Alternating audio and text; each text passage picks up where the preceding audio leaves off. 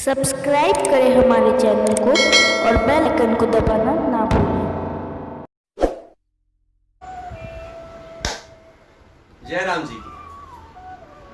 कल और परसों हमने श्रीमद् भागवत महापुराण का अध्ययन किया था आपके साथ मिलकर के, और अब से लेकर के इस शुक्रवार तक हम लोग श्री ऋग्वेद का अध्ययन करेंगे।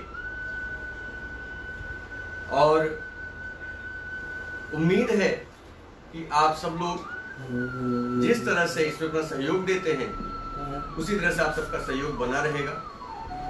मित्रों, एक चीज ध्यान रखिए कि ये सहयोग आप मुझे नहीं कर रहे हैं, ये सहयोग आप हिंदू धर्म को कर रहे हैं, हिंदू धर्म के ग्रंथों को कर रहे हैं और स्वयं अपने आप को कर रहे हैं मेरे साथ साथ। क्योंकि जब हम ज्ञान प्राप्त करते हैं तो चाहे माँ बाप हो, चाहे गुरु हो, कोई भी हो, लेकिन फायदा सिर्फ ज्ञान प्राप्त करने वाले को ही होता है।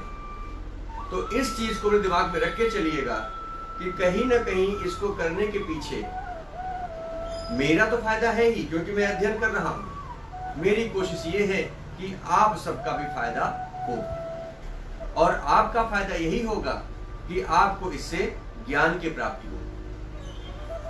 तो आइए शुरू करते हैं। सूक्ति 22 और इसकी रचना गाधी कौशिक ऋषि ने की है। और गाधी कौशिक ऋषि आगे कहते हैं अपने पहले मंत्र में, ये बता दूं कि हम तृतीय मंडल शुरू कर चुके हैं, हमने 2 मंडल खत्म कर दिया है। ये तृतीय मंडल की 22वीं सूक्ति का पहला मंत्र हम पढ़ने जा रहे हैं।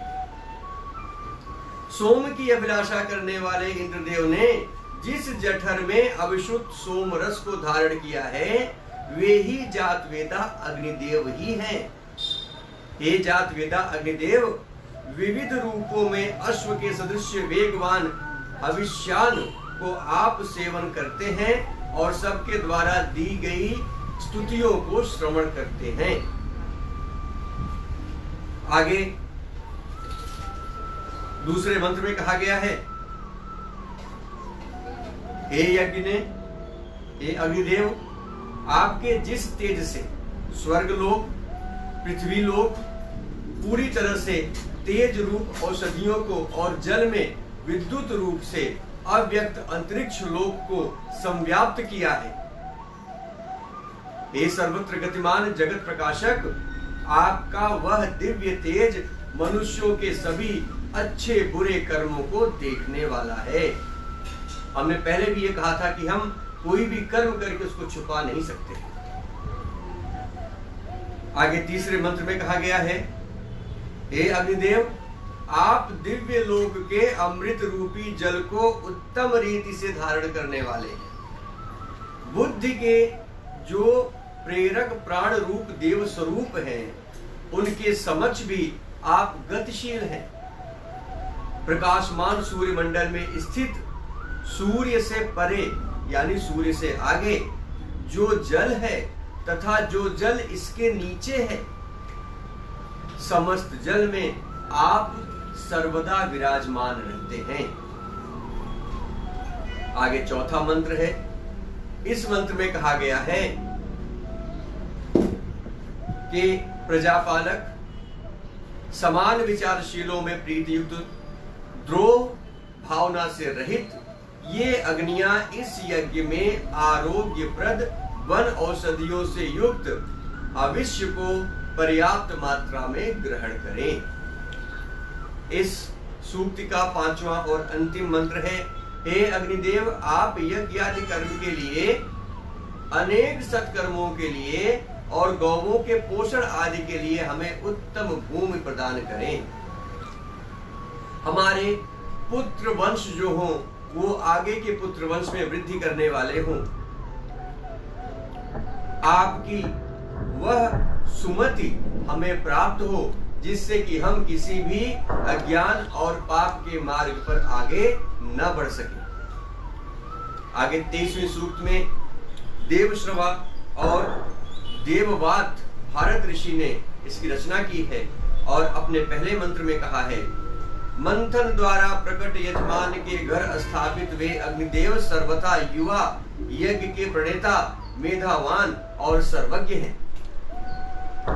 वे महान वन क्षेत्र को जलाने पर भी स्वयं अजर और अमर रहते हैं। सब कुछ जल के भस्म हो जाता है, लेकिन अग्निदेव तो जैसे के तैसे।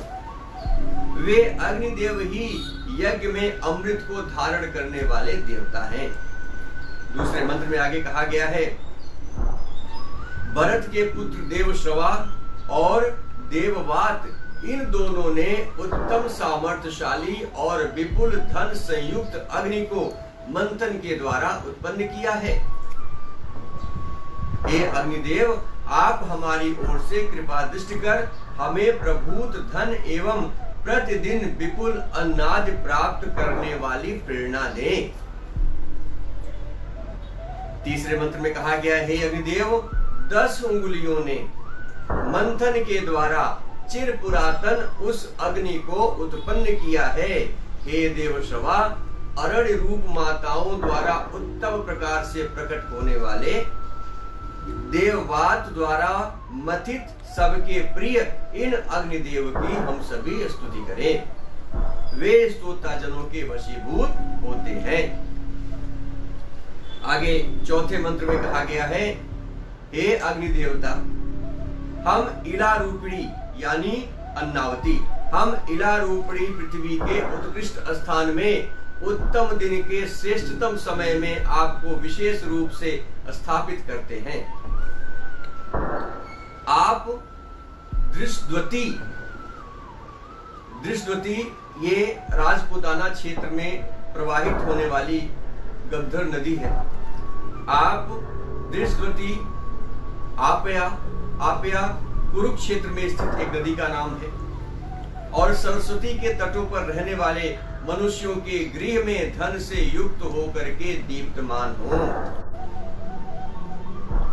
आगे पांचवें और अंतिम मंत्र में कहा गया है, हे अग्निदेव, हम स्तोताओं के निमित्त शाश्वत श्रेष्ठ अनेक कार्यों के लिए उपयोगी और गौओं को पुष्टि प्रदान करने वाली भूमि के लिए आपसे प्रार्थना करते हैं। हे अग्निदेव, हमारे पुत्र पौत्र वंशज सभी में विस्तार हो। हमें आपकी उत्तम बुद्धि की अनुकूलता का अनुग्रह प्राप्त हो। मित्रों, मैं हर बार कहता हूं कि जब इसमें हम का शब्द इस्तेमाल होता है तो हम का मतलब हम सभी होता है, केवल एक किसी व्यक्ति के लिए नहीं कहा गया है।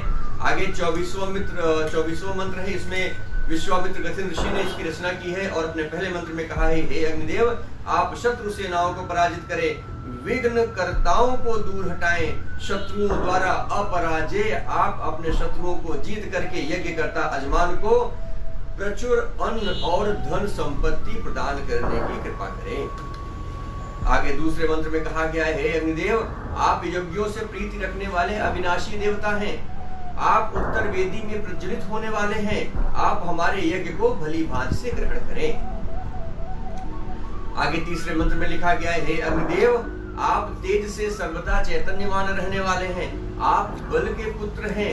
आप आदर पूर्वक आमंत्रित किए जाते हैं समस्त यज्ञ कार्यों में। आप हमारे यज्ञ में उपस्थित होकर के उसके आसन पर अधिष्ठ हों। हे अग्निदेव, चौथा मंत्र है, हे अग्निदेव, यज्ञ में जो याजक यानी जो यज्ञ करता आपके निमित्त स्तुतियां करते हैं, उनकी स्तुतियों को संपूर्ण तेजस्वी ज्वालाओं से अधिकाधिक महत्ता प्रदान करने की कृपा करें। पांचवें और अंतिम मंत्र में कहा गया इस स्तुति के, हे अग्निदेव, आप हविदाता को वीर पुत्रों से युक्त पर्याप्त धन प्रदान करें। जितने भी लोग इस पुण्य कार्य में सम्मिलित होते हैं, चाहे वो श्रवण का कार्य हो, चाहे वो बोलने का कहने का काम हो, चाहे वो उसमें यज्ञ में आहुति डाल रहे हो, चाहे यज्ञ में बैठे हो, ऐसे जितने भी लोग हैं उन सभी को आप वीर पुत्रों से युक्त पर्याप्त धन देने की कृपा करें। हम पुत्र पौत्र वाले बने, हम मतलब हम सभी। आप हमें तेजवान, आपकी अग्नि की ज्वाला में तेज रहता है, उसी तरीके से उसी तरह से आप हमारे अंदर भी तेज को प्रवाहित करें। विश्वामित्र गथिन ऋषि ने आगे 25वें श्लोक की रचना करते हुए, सूक्त की रचना करते हुए कहा है अपने पहले श्लोक में, पहले मंत्र में, सर्वज्ञाता प्रबुद्ध आकाश पुत्र हे अग्निदेव, आप पृथ्वी के विस्तारक हैं। हे ज्ञान संपन्न अग्निदेव, आप इस यज्ञ में पृथक पृथक देवों के निमित्त यज्ञ कार्य संपन्न करें। दूसरे मंत्र में कहा गया है, विद्वान अग्निदेव, उपासकों की क्षमता में आप वृद्धि करें। हे अग्निदेव, आप अपने को विभूषित यानी प्रज्वलित करके अमर देवों को हविष्यान्न प्रदान करें। कैसे प्रदान करते हैं? पहले अग्निदेवता कुछ सारे हविष्यान्न ग्रहण करते हैं, उसके बाद उसको अन्य देवताओं तक पहुंचाते हैं। विविध प्रकार के वैभव से संपन्न हे अग्निदेव, आप हमारे निमित्त देवों को इस यज्ञ में लाने की कृपा करें। आगे तीसरे मंत्र में कहा गया है, ज्ञान संपन्न सबके आश्रय स्थल, अत्यंत तेजस्वी बल और अन्न से युक्त हे अग्निदेव, आप विश्व का सृजन करने में समर्थ हैं। दीप्यमान अजर तथा अमर जावा पृथ्वी को आप सर्वदा प्रकाशित करने वाले हैं। हे अग्निदेव, आप और इंद्रदेव दोनों यज्ञ के रक्षण करता है, यज्ञ की रक्षा करने वाले हैं। आप अभिशुद्ध सोम प्रदाता यजमान के घर में सोमपान के निमित्त आने का कष्ट करें, आने की कृपा करें। इस सूक्त के 5वें और अंतिम मंत्र में कहा गया है, बल के पुत्र अविनाशी और सर्वज्ञ हे अग्निदेव, आप अपनी संरक्षण शक्ति द्वारा आश्रय दे करके प्राणियों को अनुग्रहित करते हैं। जलों के बरसने के स्थान, यानी कहां से बरसता है जल? अंतरिक्ष यानी आसमान। जलों के बरसने के स्थान यानी अंतरिक्ष में भली प्रकार से आप प्रदीप्त होते हैं। कैसे प्रदीप्त होते हैं? जो बिजली चमकती है वो कौन है? वो स्वयं साक्षात अग्निदेव हैं। आगे 26वां मंत्र है। विश्वामित्र गतिन ऋषि ने इस 26वें सूक्त की रचना करते हुए अपने पहले मंत्र में कहा है, हम कुशिक वंशज धन की अभिलाषा से हव्यादि प्रदान करते हुए रमणीय वैश्वनर अग्निदेव को स्तुति करके उन्हें प्रसन्न करने की और बुलाने की कोशिश कर रहे हैं।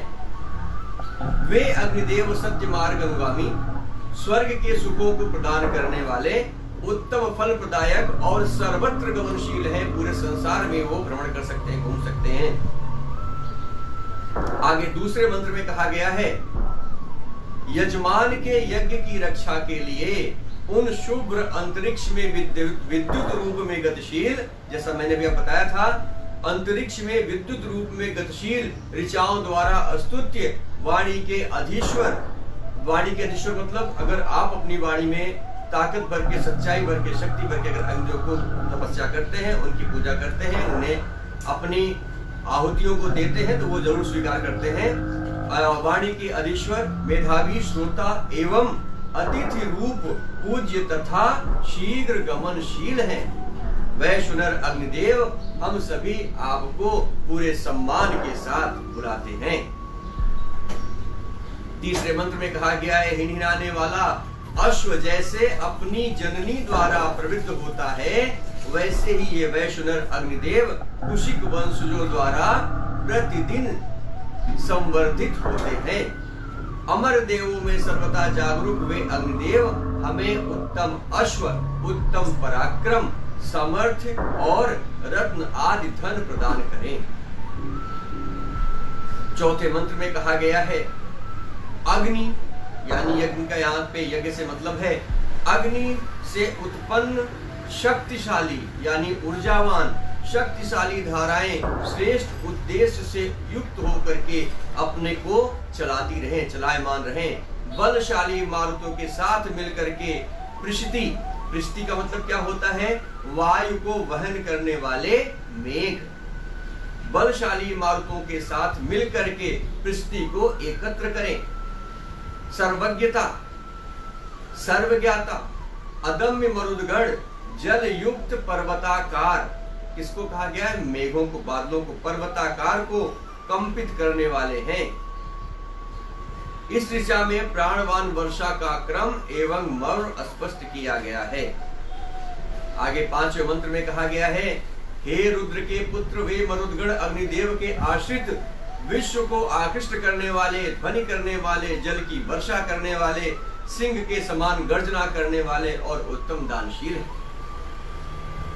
हम उनके उग्र और तेजस्वी संरक्षण सामर्थ्यों की याचना करते हैं। आगे छठे मंत्र में कहा गया है, बिंदुदार चिन्हित अश्वों वाले, अक्षय धन वाले धीर मरुदगण हव्य की कामना से यज्ञ में गमन करते हैं। सदैव समूह के साथ चलने वाले वे मरुदगण के बल और अग्नि के प्रकाशित ओज की कामना करते हुए हम उत्तम स्तुतियों से उनका गुणगान करते हैं। आगे सातवें मंत्र में कहा गया है, मैं अग्नि जन्म से ही सर्वज्ञ हूं। यहाँ पर अग्नि का मतलब आत्मा या ब्रह्म से लिया गया है। मैं आत्मा या ब्रह्म जन्म से ही सर्वज्ञ हूं। घृत मेरा नेत्र है। यहाँ पर घृत का मतलब तेज से है, तेज ही मेरा नेत्र है। मेरे मुख में अमृत, यहाँ पर रस अथवा वाणी की बात अमृत के लिए इस्तेमाल किया गया है। मेरे मुख में अमृत है। मैं प्राण रूप में तीनों का धारक एवं अंतरिक्ष का मापक हूं। तीनों कौन? जड़, वनस्पतियों और प्राणियों। सतत तेजोमय सूर्य, हवि एवं हविवाहक अग्नि मैं ही हूं।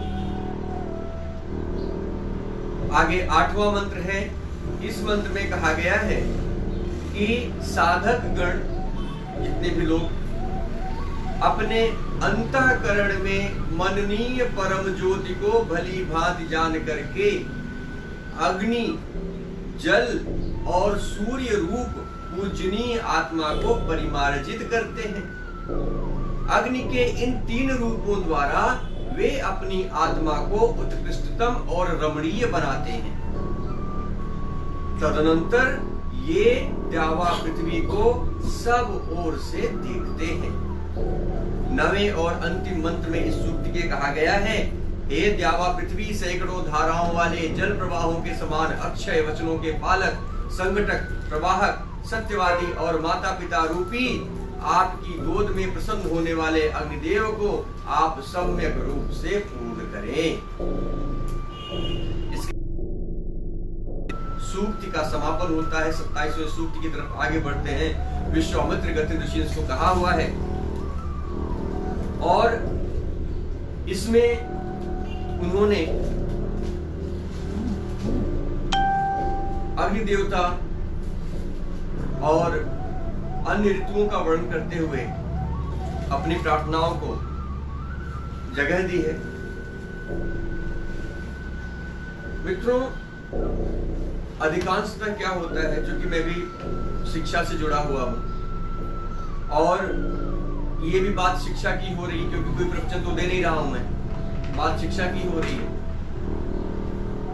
इसी से मुझे एक बात याद आती है।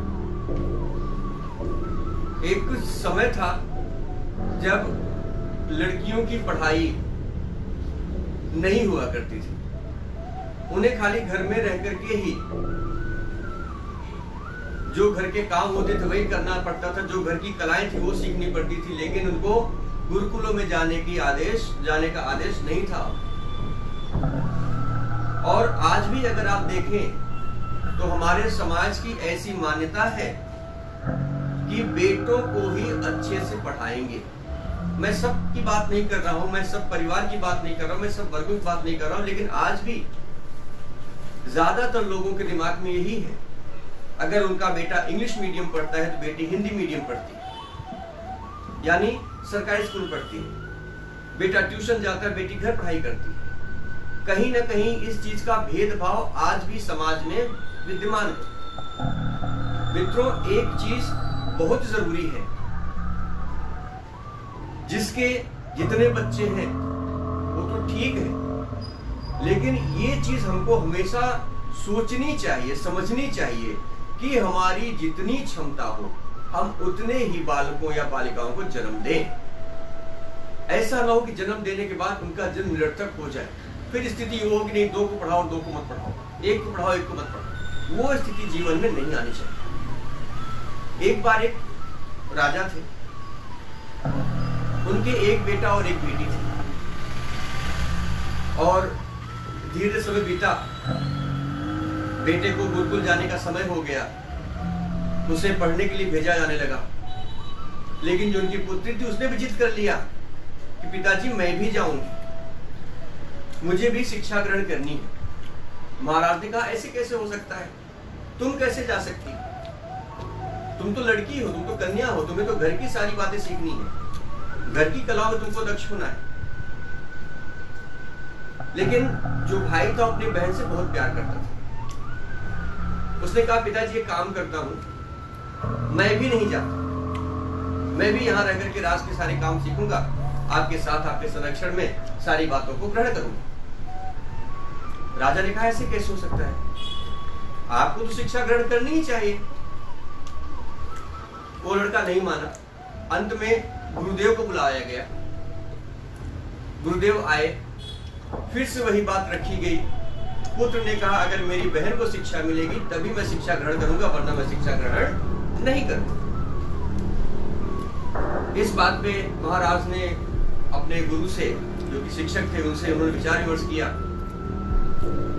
और इस नतीजे पर पहुंचे। गुरु ने इसके कहा कि शिक्षा में कोई बुराई नहीं है, चाहे वो कन्या हो चाहे वो बालक हो, शिक्षा तो सभी को मिलनी चाहिए।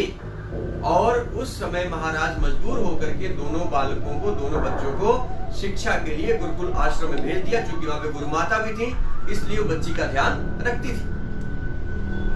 बच्ची का ज्यादातर जो ध्यान था वो शल्य चिकित्सा यानी ऑपरेशन का जो सेक्शन होता है उसमें था।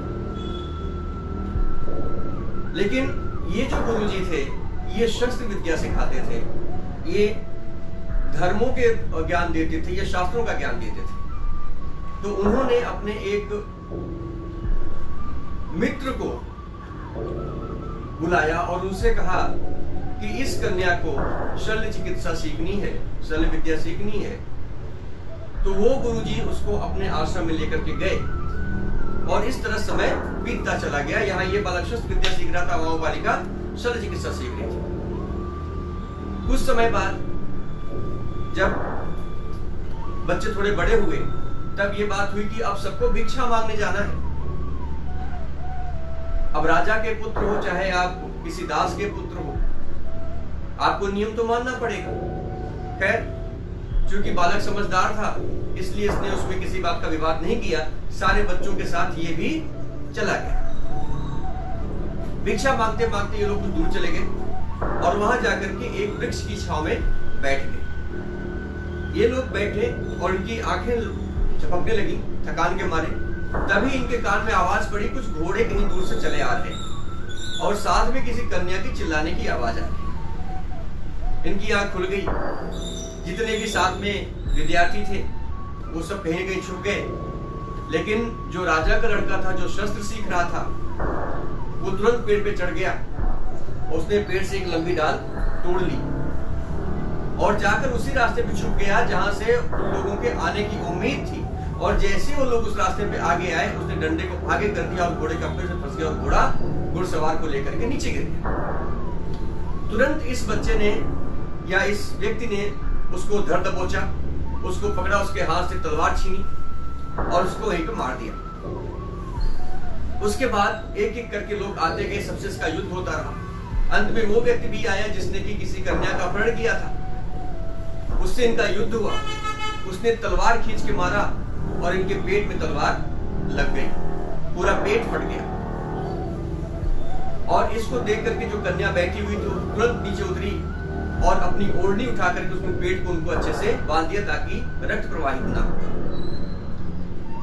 ये सब देख करके उस बालक ने हिम्मत जुटाई, खड़ा हुआ और एक ही बार में उस घुड़सवार के सर को गर्दन से अलग कर दिया। अब किसी भी तरह सारे विद्यार्थी आगे आए, उन सबने इसको पकड़ा और लेकर के आश्रम में गए। आश्रम में पहुंचे, वहां पे जाने के बाद उस कन्या ने कहा कि सब लोग बाहर जाइए, मुझे इनका इलाज करने दीजिए। गुरु बोले आप कैसे इलाज करोगे बेटा, आपको इतना ज्ञान है? बोले गुरुजी मैं आपको बात बताऊंगी, पहले मुझे अकेला छोड़ दीजिए। अगर आप इनका जीवन चाहते हैं तो मुझे भरोसा कीजिए। क्योंकि किसी के पास कोई रास्ता नहीं था। गुरु ने कहा ठीक है चलो। देखते। सब लोग बाहर चले गए। थोड़ी देर बाद उस कन्या ने शल्य क्रिया के द्वारा पूरे उनके शरीर में जितने भी घाव थे सबको सिल दिया। राजा खबर पहुंची, राजा आए और राजा ने उस लड़की के काम को देख करके उसको प्रशंसित किया। उसको कहा, बेटा आप किसकी बेटी हो, किसकी पुत्री हो? उसने कहा, महाराज मैं आपकी पुत्री हूं।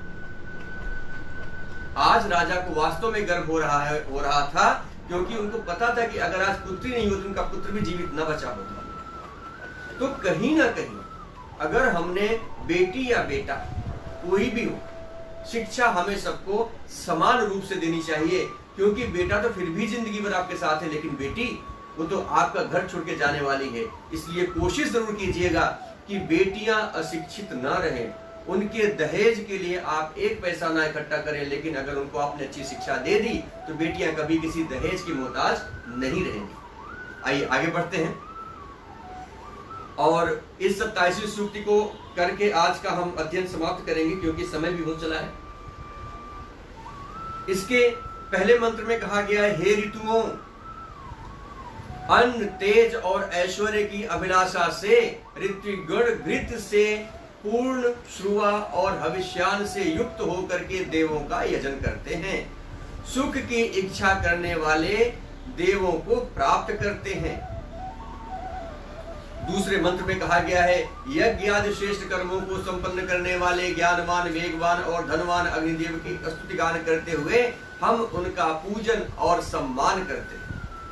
तीसरे मंत्र में आगे कहा गया है, हे दीप्तिमान अग्निदेव, हम हविष्यान तैयार करके आपको आपके पास रख सकें, अर्थात यजन कर सकें और पापों से पार हो सके, ऐसी आपसे विनती है। अग्निदेव यज्ञ में प्रज्वलित होकर के केश रूप ज्वाला वाले हैं, पवित्र कारक और अस्तुत्य हैं। उनसे हम इष्ट फल प्राप्त की याचना करते हैं। पांचवें मंत्र में कहा गया है, महान तेजस्वी अजर अमर घृतवत तेजमय भली भांति जिनका आह्वान और पूजन किया गया हो, ऐसे अग्निदेव यज्ञ में समर्पित समस्त हवियों को सप्रेम ग्रहण करने वाले हैं। आगे छठा मंत्र है, इसमें कहा गया है, विघ्न बाधाओं को दूर करके यज्ञ संपन्न करने वाले, यज्ञ के साधनों से युक्त ऋत्विजों ने अपनी रक्षा के लिए हव्य पूर्ति श्रुवा को आगे बढ़ा करके स्तुति के साथ अग्निदेव को समर्पित किया। इस प्रकार उन्हें अपने अनुकूल बनाया।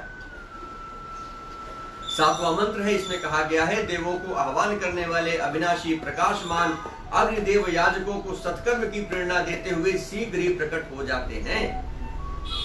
संग्राम में बलशाली अग्निदेव को शत्रु नाश करने के निमित्त ही स्थापित किया जाता है। यह ज्ञान संपन्न अग्निदेव यज्ञ आदि श्रेष्ठ कर्मों को सिद्ध करने वाले साधन रूप हैं। इनके बिना कोई भी यज्ञ कर्म सिद्ध नहीं हो सकता है। नवे मंत्र में कहा गया है, वे अग्निदेव सब यज्ञ कर्मों में प्रकट होने के कारण श्रेष्ठ हैं और सब प्राणियों में संव्याप्त है। हमारे आप सबके शरीर में अग्निदेव हैं, बिना अग्नि के आपका शरीर नाशवान है। विश्वपालक अग्निदेव को वेदी स्वरूपिणी दक्ष पुत्री यज्ञ आदि के निमित्त धारण करती हैं। आगे 10वें मंत्र में कहा गया है, हे अग्निदेव, आप घर्षण बल यानी अरण्य मंथन से प्रकट होने वाले श्रेष्ठ तेजस्वी घृत आदि भविष्यान की कामना करने वाले और तेज का वर्णन करने के योग्य हैं।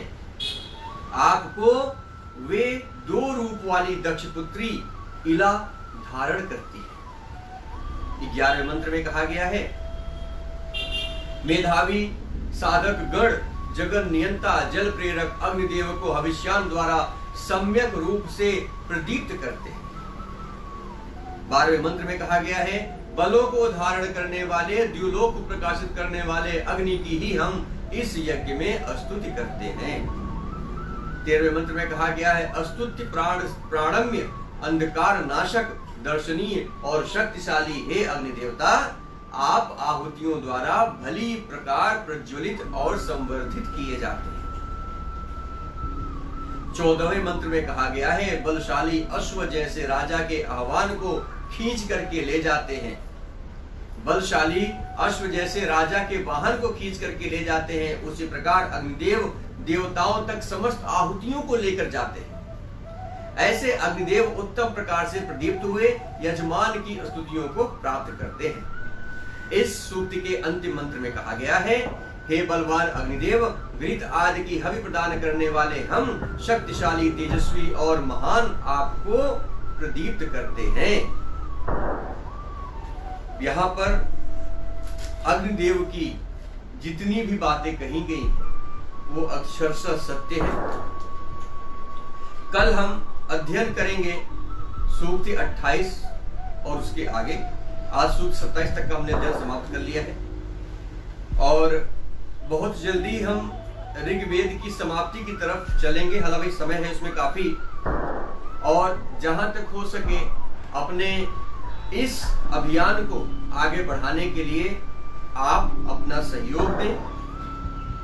मित्रों, कल मैं सोच रहा था कि हम लोग जिस तरह से मंदिर में जाते हैं, घंटी बजाते हैं, आपको ध्यान होगा, उसी तरीके से यहाँ पर भी आप जब YouTube पे जाते हैं, सब्सक्राइब करने के बाद, लाइक करने के बाद घंटी बजा दीजिए। समझिए कि आपने धर्म का काम कर दिया, घंटी बज गई।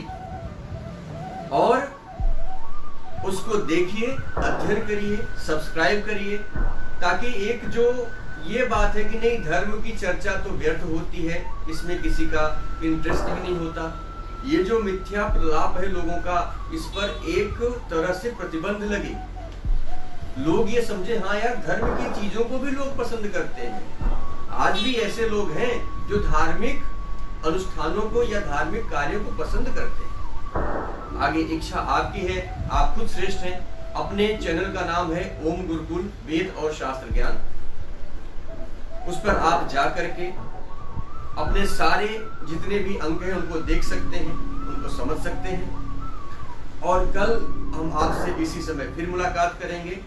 और जिस व्यक्ति की वजह से आप ये सब देख पाते हैं, जो रोज हमारा कैमरा करते हैं, रणवीर, उनको हम थैंक यू बोलते हैं। और म्यूजिक भी उनके ही अरेंजमेंट से हमको मिलता है, जो आप सुनते हैं। तो कल हम आपसे फिर इस समय मुलाकात करेंगे। तब तक के लिए आप सभी को जय माता।